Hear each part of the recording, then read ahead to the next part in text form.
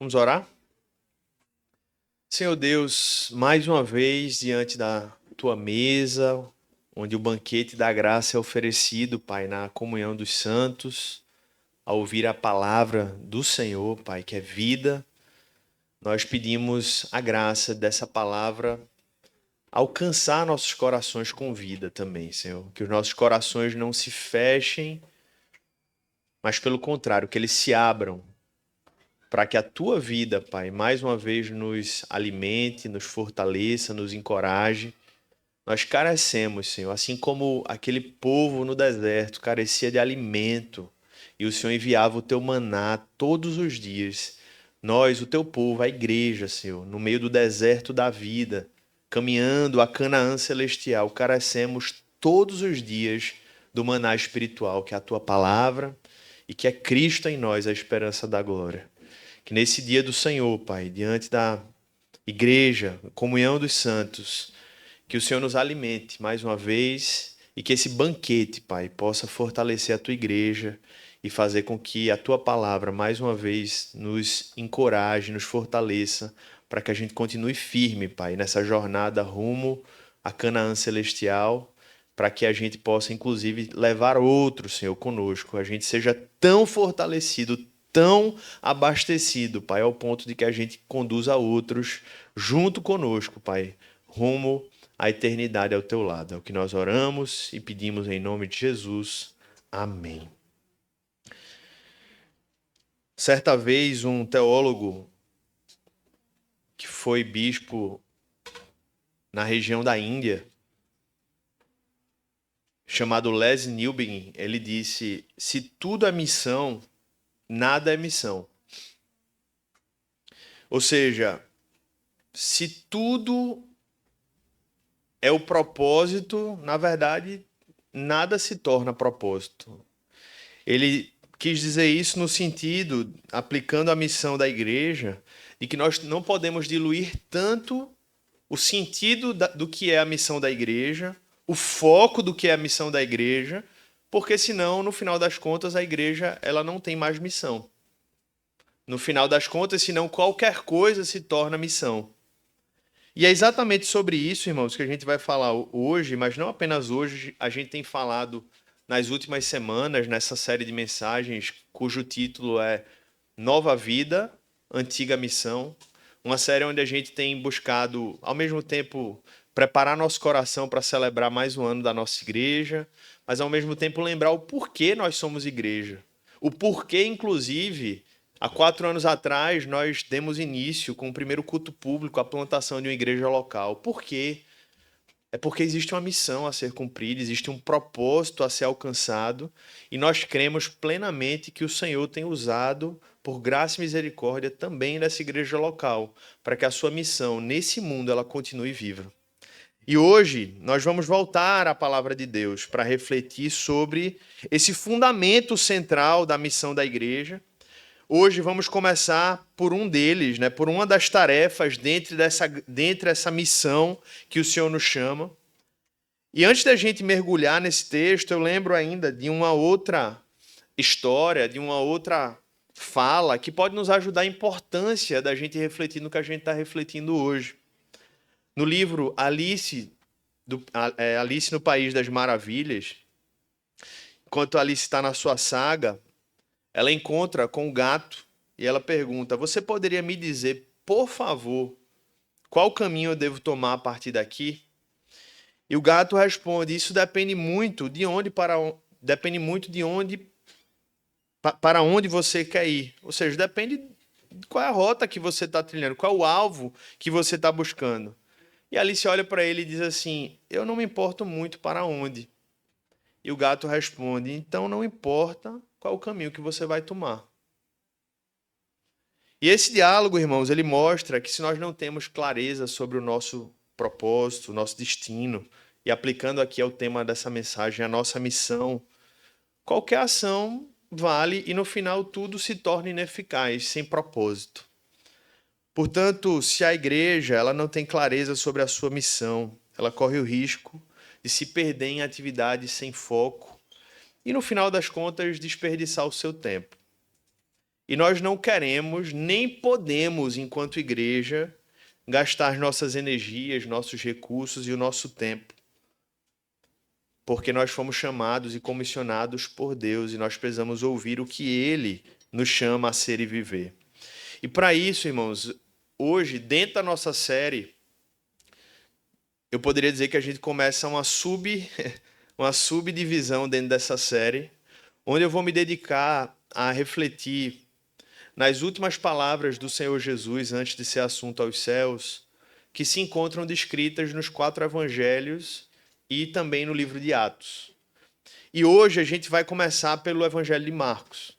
Então nós vamos ouvir as palavras de Cristo, as últimas palavras de Cristo no evangelho de Marcos. Curiosamente, coincidentemente, e não por acaso, todas as últimas palavras de Jesus nos evangelhos e em Atos foram palavras que trataram sobre a missão da igreja. Porque ele queria deixar muito claro, eu vim com um propósito e agora vocês precisam continuar. Eu não vim para passear, eu não vim apenas para resolver uma necessidade emocional de vocês, no sentido de vocês viverem uma semana melhor, de resolverem pequenos problemas. Eu vim para cumprir uma grande missão e eu cumpri a minha parte, está consumado aquilo que o Filho do Homem veio realizar, mas agora a igreja, no poder do Espírito Santo, é enviada. Assim como o Pai me enviou, eu vos envio. E ele nos enviou no poder do Espírito Santo. E as últimas palavras de Cristo, em cada um dos evangelhos e no livro de Atos, que na verdade é um complemento do livro de Lucas, né? Lucas, Atos é um só livro, na verdade. Foi enviado, foi escrito pelo Senhor Jesus, ou melhor, foi dito pelo Senhor Jesus e escrito pelos apóstolos justamente para que nós pudéssemos entender o que é que a igreja não pode abrir mão na sua missão. E hoje a gente começa a partir do versículo 14 do capítulo 16, quando a palavra de Deus diz: finalmente Jesus apareceu aos 11, quando estavam à mesa. Então Jesus já tinha ressuscitado, Jesus já tinha ali passado vários dias, né? Estava completando-se os 40 dias que ele ficaria entre nós depois da sua ressurreição. Incrivelmente, mesmo depois de tudo isso, ele ainda tinha que censurar a incredulidade e a dureza do coração dos discípulos, mostrando, irmãos, que na verdade essa luta contra a incredulidade, contra um coração endurecido, é uma luta constante até a vinda de Cristo. Nós precisamos lutar e saber que o nosso coração sempre ele vai estar querendo criar barreiras para o que Deus quer fazer, o que Deus quer ensinar. E a gente precisa dizer: Senhor, quebra o coração, quebra a dureza do meu coração, Senhor. Afasta de mim a incredulidade, me dá fé, Senhor. Porque foi isso que Jesus teve que tratar do coração dos discípulos pouco tempo antes, das últimas palavras antes de ser assunto aos céus.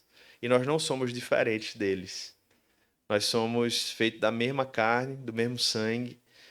E assim como o Senhor Jesus tratou com eles, ele trata conosco hoje também, dizendo: abandona essa falta de fé, pelo contrário, crede em mim e quebranta esse coração, abre esse coração, não se fecha, deixa esse coração ser aberto para a minha vontade, para a minha palavra, para os meus propósitos. E depois dele tratar com o coração dos discípulos, ele comissiona para a missão. Para mostrar, irmãos, também essa sequência, ela mostra o quanto não existem desculpas para a gente não viver a missão do reino. Ao passo que ele censura a incredulidade, a dureza do coração, ele ao mesmo tempo comissiona para a missão. Porque uma das coisas, eu até falei isso nas últimas semanas, né? Que muitas vezes o coração da gente se engana, é dizendo: não, eu não estou no momento de proclamar Cristo. Não está numa fase boa. A verdade é que nunca vai ter fase boa para a gente falar de Jesus. Sempre o nosso coração vai criar barreiras para a gente ser um proclamador do reino. E foi isso que Jesus mostrou aqui. Enquanto ele lidava com o coração dos discípulos, ele ao mesmo tempo os enviava como missionários e disse-lhes: vão por todo o mundo e preguem o evangelho a toda criatura. Quem crer e for batizado será salvo. Quem, porém, não crer será condenado. Esse é um dos versículos mais conhecidos da história da igreja. Todo mundo aqui já ouviu A maioria dos que estão aqui já memorizou esse versículo, sabe de cor. E quantos missionários e cristãos ao longo da história não foram encorajados a compartilhar sua fé? Talvez uns enviados às missões depois de ouvir esse versículo. No final do século XVIII, a maioria das igrejas da Inglaterra estavam acomodadas com a realidade do alcance do evangelho no seu país e no mundo.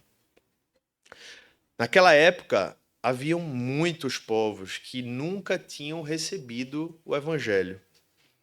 Mas muitos acreditavam literalmente que essa ordem que a gente acabou de ler aqui servia exclusivamente para o time apostólico. Teólogos acreditavam durante a história, não todos, mas alguns, que essa ordem aqui, como foi dada aos apóstolos, só poderia ser cumprida pelos apóstolos, por incrível que pareça. Isso foi um problema, foi um debate da história da igreja. E, inclusive, Lutero, ao pregar um sermão, uma exposição em Marcos capítulo 16, interpretou que essa ordem tinha sido plenamente cumprida nos apóstolos. E um homem chamado William Carey, em 1786, que era um sapateiro e servia na igreja local, ensinava, e via as nações sem o evangelho, e sentia tão incomodado na sua própria nação, vendo o evangelho precisando alcançar pessoas. Em uma das reuniões de pastores batistas, ele se levantou e perguntou: não seria o nosso dever sermos intencionais em levar o evangelho a todos que estão ao nosso redor, ou seja, em Samaria, Judéia e até os confins da terra? E uma das respostas que esse homem recebeu foi: jovem, sente-se. Quando Deus quiser converter os pagãos, ele o fará sem ajuda, sem a minha ou a sua ajuda.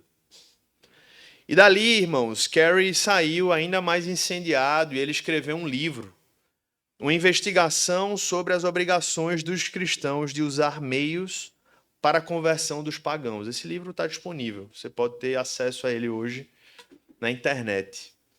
No qual, dentre vários textos, ele usa Marcos capítulo 16 para provar biblicamente que essa passagem, assim como Mateus 28, assim como todas as passagens que falam sobre a grande missão, a grande comissão, é um dever e é um papel de todo cristão.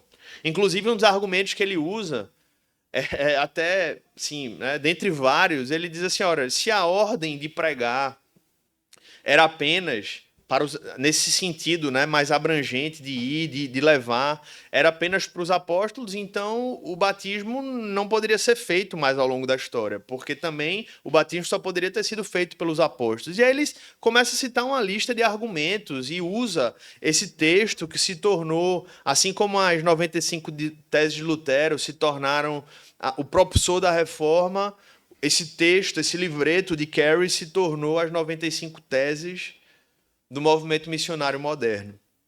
E Carey não foi apenas um instrumento para ser um ator convocando o povo de Deus pelo Espírito Santo a se ver como propagadores da mensagem, evangelistas, missionários, por onde o Senhor nos levar, inclusive também pensando aonde levar o evangelho a outros lugares, a outros países, a outras nações não alcançadas.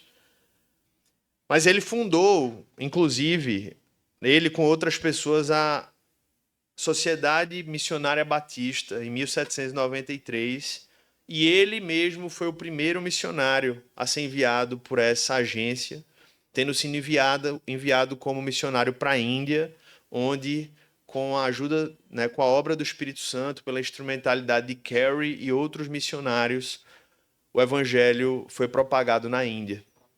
Curiosamente, né, nem tinha pensado nisso, mas Leslie Newbigin, que eu acabei de citar no início, foi um bispo inglês que foi enviado em missões para a Índia também. Então, ambos, né, com histórias distintas, tempos diferentes, mas foram enviados para as missões na Índia, onde hoje o evangelho já tem um alcance, já tem uma difusão pelo amor e pela entrega que esses homens, por exemplo, fizeram ao reino. E voltando para o texto, irmãos, que foi um dos textos usado por Carey nesse livro, é um texto que a gente não pode ignorar, mesmo conhecendo profundamente, tendo decorado em nossas mentes, a gente precisa dar muita atenção às palavras que a gente encontra aqui no versículo 15, principalmente. Se você parar para pensar comigo, Jesus ele poderia ter falado muitas coisas importantes em suas últimas palavras. Jesus ensinou muitas coisas quando esteve entre nós. Abra o Sermão do Monte, Mateus capítulo 5, 6 e 7. Só ali tem conteúdo para a gente passar uma vida toda meditando. Jesus pregou sermões, Jesus anunciou sermões proféticos falando sobre o fim dos tempos. Mas em suas últimas palavras, Jesus foi cirúrgico e escolheu algo que pudesse nos lembrar do que realmente nós não podemos deixar de ser e viver enquanto igreja. Ele diz: vão e preguem o evangelho. E se a gente parar para analisar o texto, é importante a gente perceber que Jesus não nos pediu para irmos pregar o evangelho. Jesus deu uma ordem para a gente pregar o evangelho. São coisas diferentes. Ele nos deu uma ordem e isso faz a gente perceber, irmãos, que dentre a nossa jornada aqui na Terra, tem muitas coisas que demandam nossa atenção, nossa dedicação. Se você parar para fazer uma lista das suas prioridades, você vai perceber quantas coisas importantes existem para serem feitas. Cuidar da saúde é fundamental. O Senhor nos convida a cuidar do corpo que Ele nos deu. Trabalhar e prover recursos para a nossa família é indispensável. O Senhor nos chamou para esse propósito. Ajudar pessoas também faz parte de uma lista de coisas importantes, porque isso reflete a compaixão de Cristo na vida da igreja. Estudar não apenas a palavra, mas bons livros faz parte de uma lista de prioridades para um discípulo e, na verdade, para qualquer ser humano, porque nós sabemos que isso enriquece a nossa mente, isso desenvolve nosso intelecto. Tudo que eu citei são coisas muito importantes, inclusive divinamente instituídas, cada um em seu lugar. Mas diante da eternidade, irmãos, há uma prioridade que se destaca com urgência suprema: pregar o evangelho. E a pergunta é: por que tamanha importância? Por que essas últimas palavras? Porque dentre tantas coisas que Jesus poderia ter deixado, ele deixa a ordem: vão e preguem o evangelho. Vou compartilhar uma história, na verdade, trecho de uma fala que eu ouvi essa semana, eu já tinha ouvido, e me lembrei dela essa semana através de uma irmã. E eu acho que essa história resume muito, esse trecho resume muito a resposta da importância da pregação do evangelho, tanto para outros como para nós mesmos.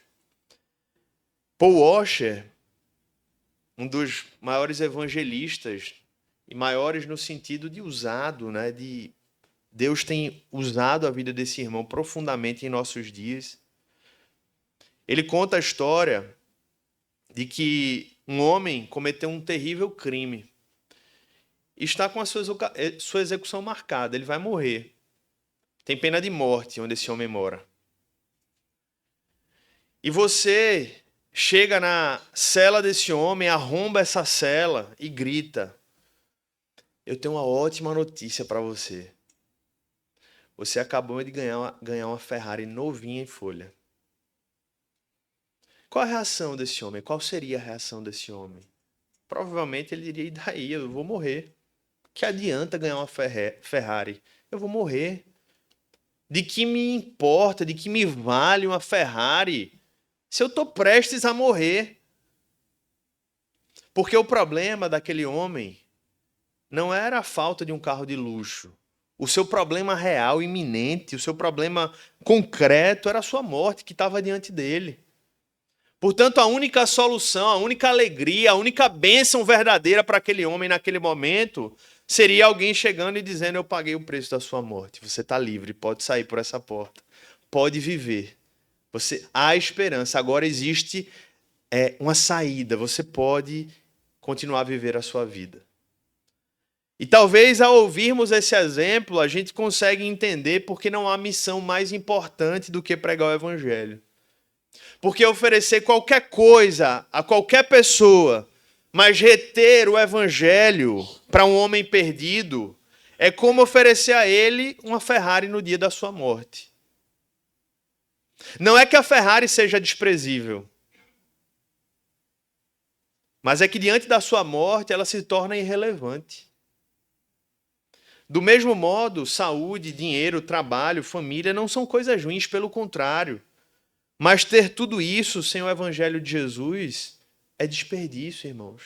Por isso que o Senhor Jesus disse: de que adianta o homem ganhar o mundo inteiro e perder a sua alma.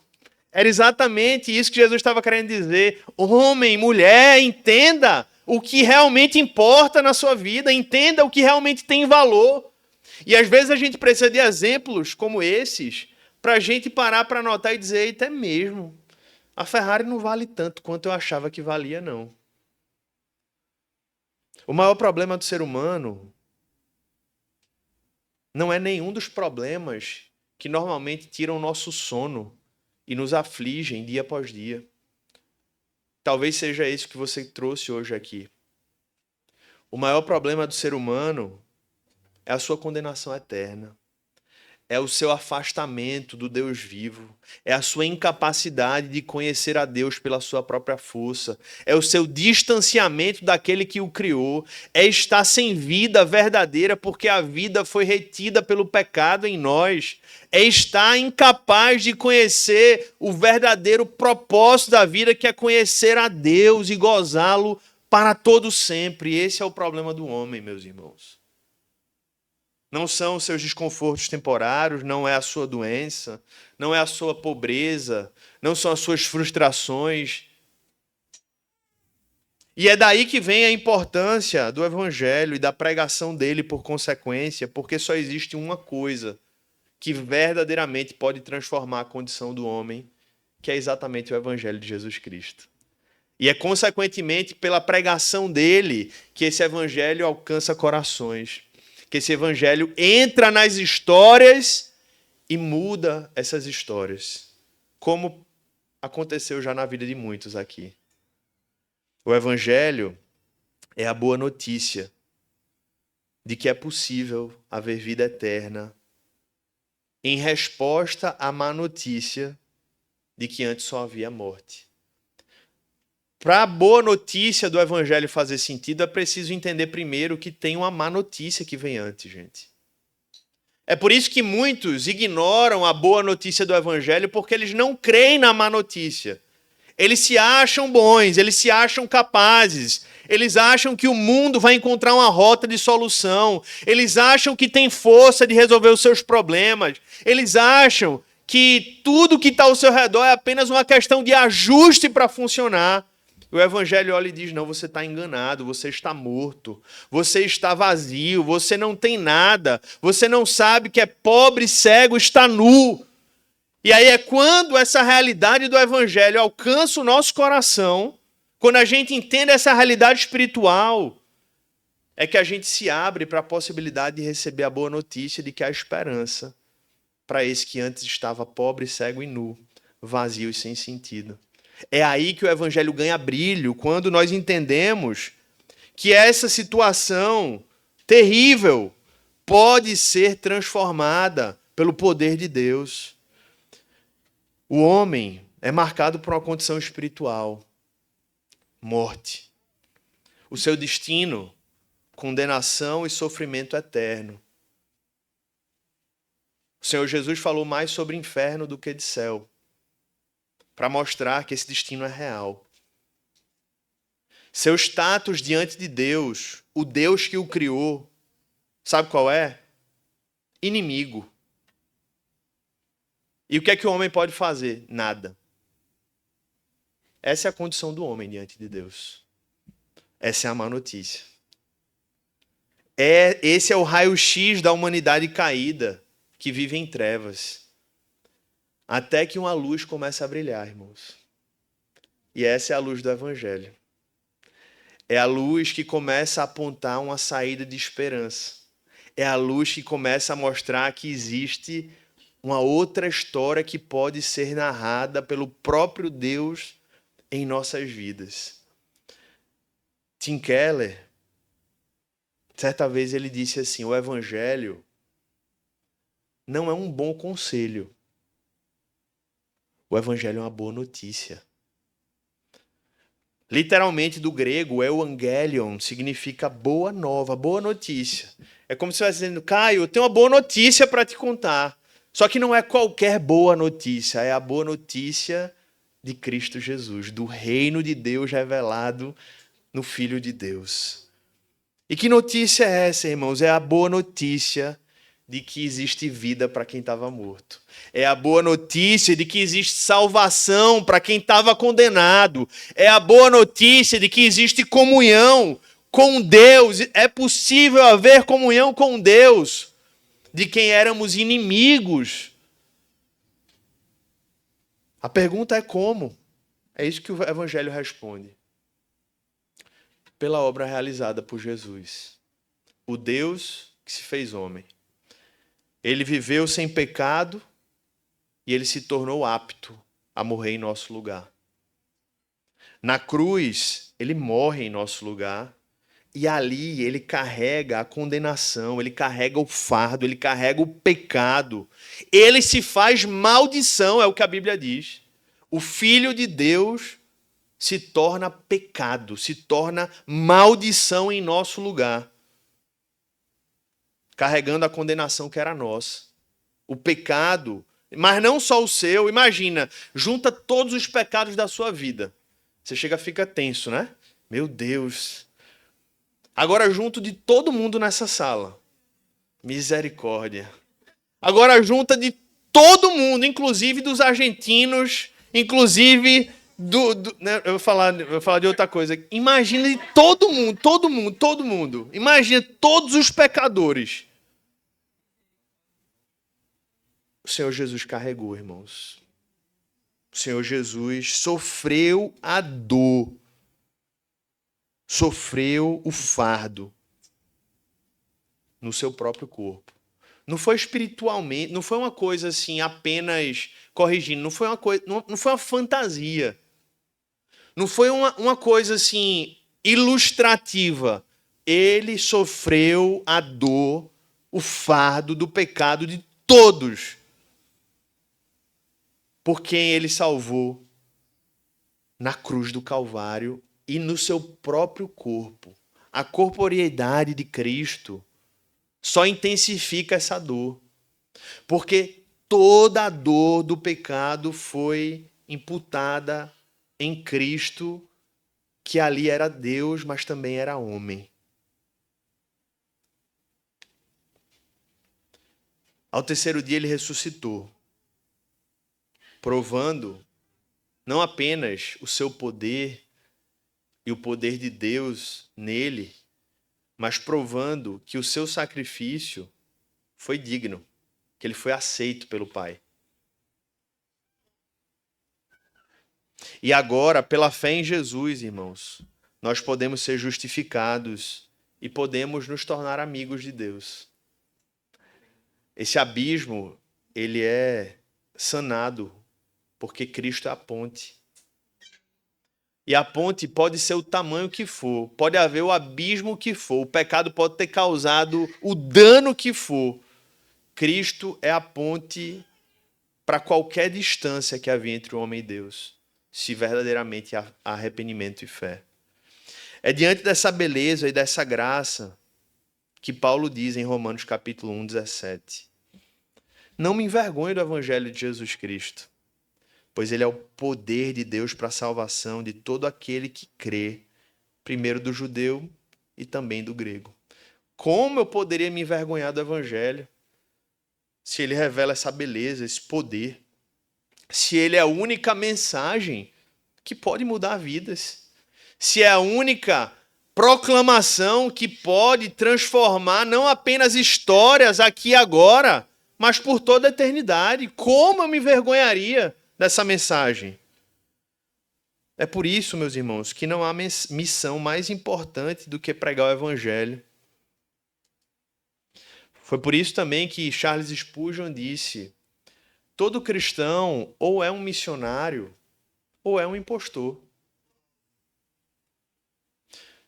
Por que essa frase tão forte? Porque se de fato nós fomos alcançados com a beleza do evangelho, é impossível não compartilhá-lo. É impossível ser impactado com o evangelho e não se sentir encorajado a falar sobre ele. Não dá. É impossível. Quando nós recebemos uma boa notícia, irmãos, mesmo seja pouca coisa, a gente já está contando naturalmente. Até aqueles que são mais reservados. Conta para o amigo, conta para o pai, para a mãe, conta para o marido, para a esposa. Você fala para alguém. Por quê? Porque aquilo é bom. E aquilo que é bom não pode ser retido. Portanto, é impossível ser alcançado pelo evangelho e nunca compartilhá-lo.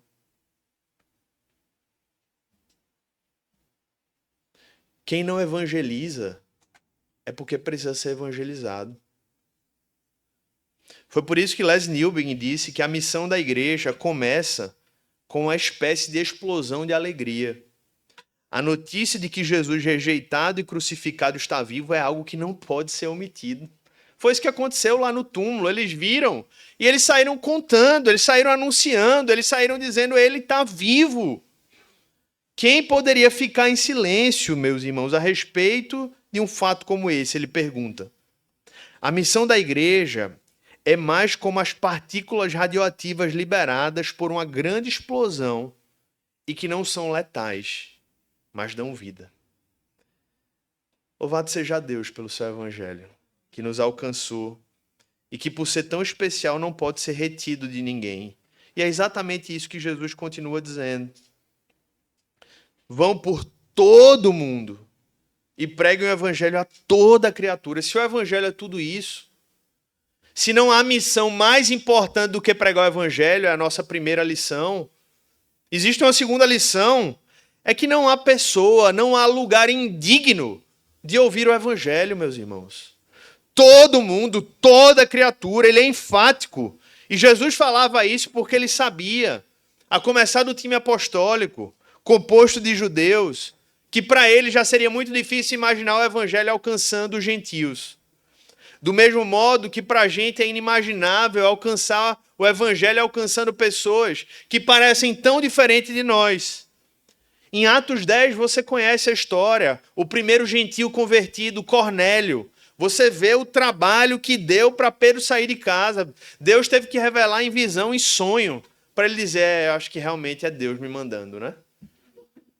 E aí, depois de muito trabalho de Deus, depois de muito empurrão que o Senhor dá na vida de Pedro, lá no versículo 34 do capítulo 10, Pedro olha e diz: agora eu percebo, agora eu reconheço que Deus não trata as pessoas com parcialidade, mas aceita, versículo 35, mas aceita, pelo contrário, em qualquer nação, aquele que o teme e faz o que é justo. Lhe é aceitável. O que é justo lhe é aceitável. Essa passagem de Atos 10, irmãos, não é apenas uma coisa assim para a gente olhar e dizer que legal. É um lembrete concreto de que o mandamento de Jesus é também para nós. Vão por todo mundo e preguem o evangelho a toda criatura. Ou seja, não há barreiras geográficas. Não há nações distantes que a igreja não possa alcançar. Não há lugares em que Deus não possa nos enviar. Vilarejos remotos, cidades populosas. A nossa missão não tem barreiras enquanto igreja. Pode ser que você nunca vá para essa nação.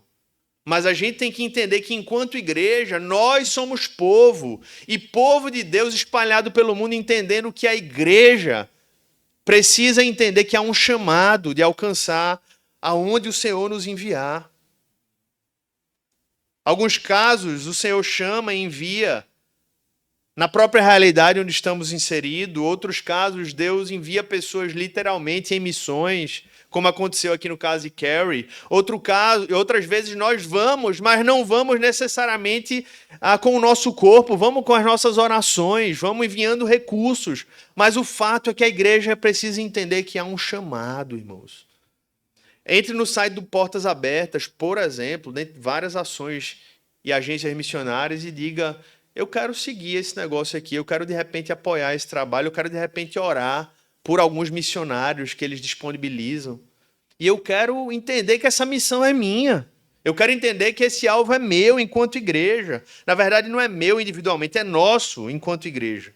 O que a gente não pode ignorar é que temos uma responsabilidade, irmãos. E essa responsabilidade não encontra nem barreiras geográficas, nem sociais, nem culturais. Não existem pessoas indignas de ouvir o evangelho. Eu digo isso porque o nosso cérebro, a nossa mente afetada pelo pecado, ela acaba criando um raciocínio pecaminoso, acreditando que a gente tem a capacidade de discernir quem está mais apto ao evangelho. Aí eu te pergunto, Paulo estava apto a ouvir o evangelho? Aí você diz, mas foi Jesus que pregou para ele, né? Mas o Espírito Santo está em você. Já vou quebrando os argumentos, né? O Espírito Santo está com você. Ele é Deus.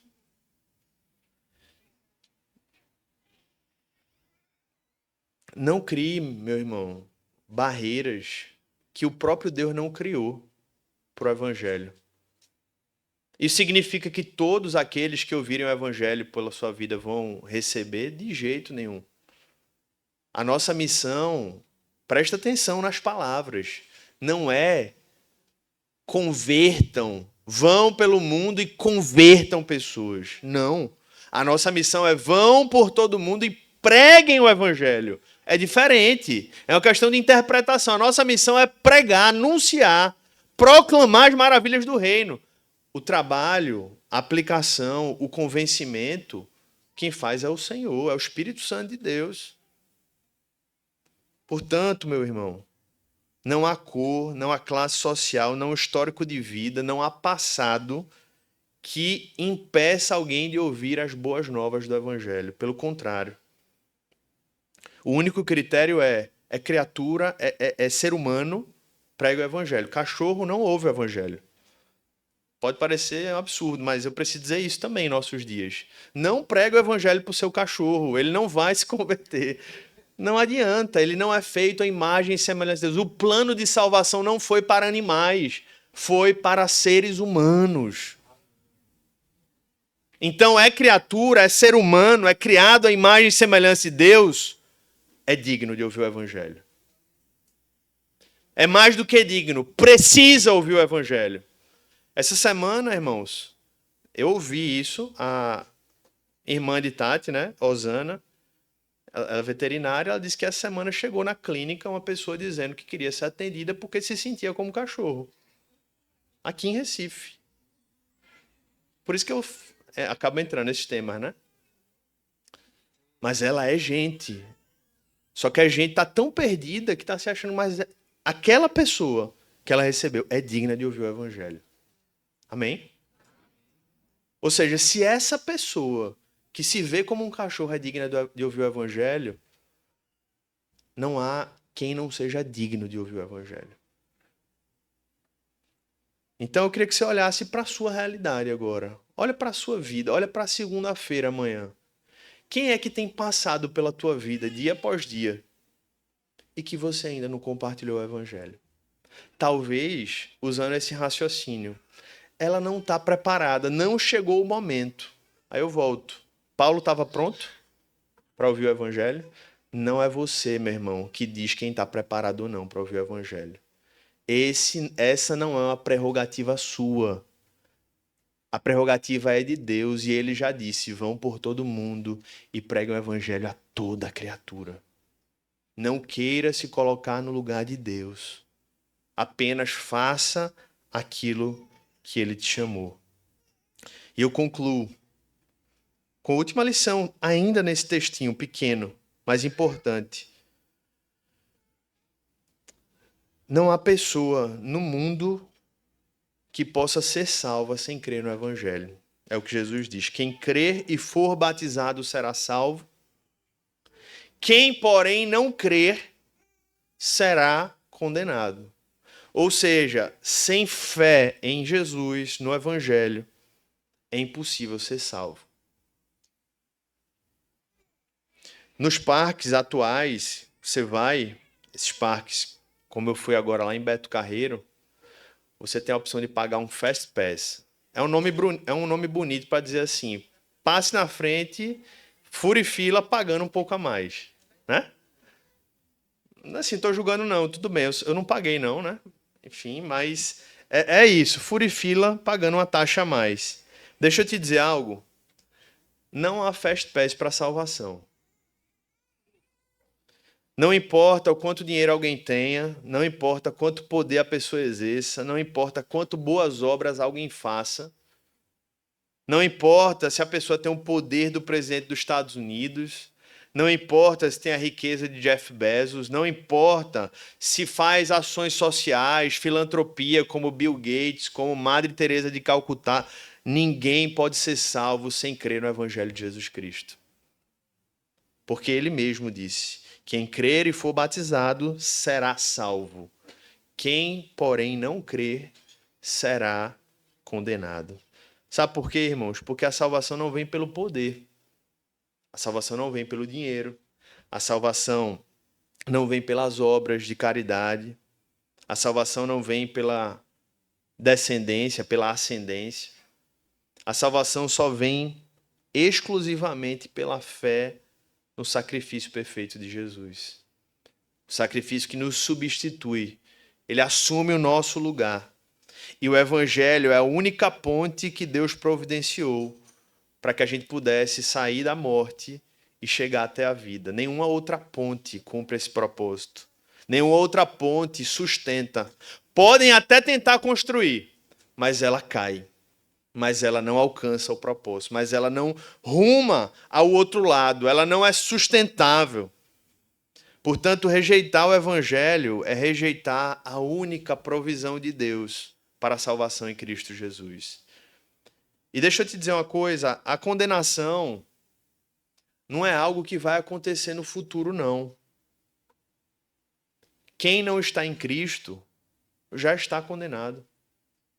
Você já está morto se você não está em Cristo. Você não vai morrer lá na frente, não. Só vai consumar essa morte. Mas a vida sem Cristo é uma morte espiritual. É viver longe do seu Criador. E o Evangelho é a oferta de libertação dessa realidade. E isso deveria, meus irmãos, injetar em nós essa urgência, sabe? Esse desejo, essa inquietação de dizer: Senhor, eu preciso anunciar. Em primeiro lugar para mim mesmo, em primeiro lugar para o meu próprio coração, todos os dias, mas a todos aqueles que passarem pelo meu caminho, porque não é uma mensagem para dar uma ajudinha na vida, não é para melhorar o desempenho em alguma área da vida, não. É a única notícia que realmente pode mudar o destino eterno de alguém, mudar a rota eterna, mudar a eternidade, mudar o futuro para todo sempre de uma pessoa. O que está em jogo não é pouca coisa, meus irmãos, é a eternidade, é o destino final de cada pessoa, ou um destino de alegria eterna na presença de Deus, ou um destino de morte, sofrimento e condenação distante do seu Criador. Nossa missão de pregar o Evangelho é o grande chamado que o Senhor nos faz. Mas a verdade é que só pode pregar quem antes já o recebeu e o creu. E aí eu te pergunto, você já recebeu? Já creu no Evangelho de Jesus? Já abraçou ele com toda a sua força, com toda a sua alma, com tudo que você tem, você já se agarrou a esse Evangelho? E para saber a resposta é simples. Porque quem se agarrou a esse Evangelho, realmente, quem creu verdadeiramente em Jesus, se arrependeu dos seus pecados, disse: eu vou mudar de rota, eu vou seguir numa outra direção, eu vou mudar de vida, porque agora eu encontrei o verdadeiro propósito da existência. Eu encontrei o sentido da minha vida. E, irmãos, o mundo está cheio de falsos evangelhos sendo propagados. E a verdade é que todo mundo se move todo dia se abraçando com algum evangelho, seja ele o verdadeiro ou seja os falsos que se apresentam. Tem vários falsos evangelhos, várias falsas boas notícias que fazem as pessoas todos os dias se levantarem acreditando que aquilo é o meio de trazer sentido para a sua existência. Qual é o evangelho que você está vivendo, que está abraçando e que está propagando?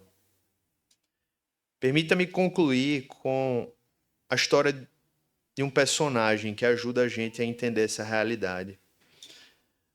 Na obra de Miguel de Cervantes, Don Quixote, como eu já falei até aqui para vocês em um momento, ele vive em um mundo de fantasia. E a fantasia dele é que ele se vê como um cavaleiro andante e ele acredita que ele foi chamado para restaurar a justiça no mundo. E ele crê plenamente que ele foi chamado para aquilo. Ele se auto-ordena cavaleiro, ele sai em busca do mundo. Inclusive, nesse propósito, ele percebe que precisa de quê? De um escudeiro. O que é um cavaleiro sem um escudeiro? E aí entra o seu primeiro desafio. Eu preciso de um escudeiro. Mas quem seria o escudeiro que toparia aí com o Don Quixote? E ele consegue arregimentar um homem chamado Sancho Panza. Só que ele arregimenta Sancho Panza pela pregação de um falso evangelho. O evangelho de Don Quixote é assim: viver a missão de cavaleiro andante é a melhor experiência da vida. E ele diz para Sancho Panza: vem comigo, vem viver essa experiência e deixa eu te dizer, tem uma promessa. Eu vou te dar uma ilha e tu serás governador dessa ilha. Então, quando Sancho Panza quer um pouco mais pé no chão, escuta essa parte, ele diz: então agora eu estou convencido. Na verdade, o evangelho de Sancho Panza não era nem o de Don Quixote, era o dele mesmo. Ele queria sair da realidade que ele estava, ele queria sair da pobreza, ele queria sair daquele marasmo, ele queria uma ilha, ele queria ser governador de uma ilha. E ele monta um burro, segue Don Quixote e se converte ao seu evangelho e inicia uma nova rota de vida. Só tinha um problema. Don Quixote era um idealista, um sonhador, para não dizer um lunático. E Sancho Panza estava investindo a sua vida num projeto falido. Projeto falido, mas no qual ele depositou toda a sua energia. Assim como Don Quixote. Acreditou demais naquele negócio. Deu toda a sua vida. Eles apanhavam. A igreja não sofre perseguição, não tem gente que morre. Eles apanhavam pelo evangelho de Don Quixote. Eles iam restaurar a justiça, eles sofriam, mas diziam: que bênção, é bom demais, porque nós somos cavaleiros andantes. O evangelho de Jesus é diferente, meus irmãos, porque Jesus não é um idealista, não é um sonhador, não é um lunático. Jesus é Deus. E o seu reino é eterno. Seu reino é aquele reino que Daniel profetizou, que era como a pedra que vinha e derrubava a estátua gigante. O reino eterno, o reino inabalável, o reino que destruiria e que venceria todos os outros reinos. O reino que venceu a Babilônia, o reino que viu Roma subir, viu Roma cair, e o reino para o qual toda a história está marchando em direção a ele. O reino que vai consumar tudo e todos. Portanto, seguir a Jesus enquanto convidamos outros para segui-lo é a melhor vida que a gente poderia viver. Que a missão de pregar o evangelho seja mais importante para nós do que a missão de ser um cavaleiro andante era para Don Quixote. Que o nosso id não seja movido por uma ilusão, porque não é, mas seja movido pela realidade gloriosa de um Cristo ressurreto, pelo poder do Espírito Santo para a glória do Pai. Amém? Vamos orar? Feche seus olhos. Queria que você pudesse orar junto comigo agora, pedindo que o Senhor fale conosco como Ele quer aplicar essa mensagem na sua vida hoje. Esse é um tipo de mensagem que a gente não apenas recebe, mas a gente pergunta, Senhor, o que é que tu queres que eu faça, Pai? Para que caminho, até que pessoa, Pai, tu queres que eu me aproxime? Então vamos orar ao Senhor. Senhor Deus, nós cremos plenamente que essas palavras que nós lemos aqui, Pai, ide por todo mundo, vão por todo mundo e preguem o evangelho a toda criatura. Foram palavras ditas aos teus discípulos ali, antes de ser assunto aos céus, mas que são palavras que o Senhor quer, Pai, que chegasse, o Senhor desejou que chegasse até nós hoje pela tua palavra e precisamente hoje, para nós, em nossos corações aqui nesse culto. Nossa oração, Pai, nos mostra, Pai, como nós podemos ser pessoas que são mais intencionais em proclamar o teu evangelho. Não nos deixa fazer parte de uma igreja adormecida a tua missão, mas pelo contrário, que sejamos parte dessa igreja, Pai, que entende que muito recebemos e agora muito precisamos dar. O que de graça recebemos, de graça daremos também. Que nós possamos, Senhor, de fato sair daqui incomodados, mas mais do que incomodados, capacitados pelo Espírito Santo, para olhar para as pessoas ao nosso redor sob a ótica espiritual, olhando-as como pessoas que precisam de Cristo, que precisam ter um encontro com o Senhor, porque se nós cremos no Evangelho, nós não podemos retê-lo, Senhor. Nós não podemos escondê-lo. De que vale uma lâmpada escondida debaixo? Mas ela tem que ser exposta, tem que ser colocada sobre os montes e assim brilhe a luz de Cristo em nossas vidas pela proclamação do Evangelho do Reino. Que o Senhor retire qualquer argumento, Pai, de nós que vá de encontro a esse teu chamado.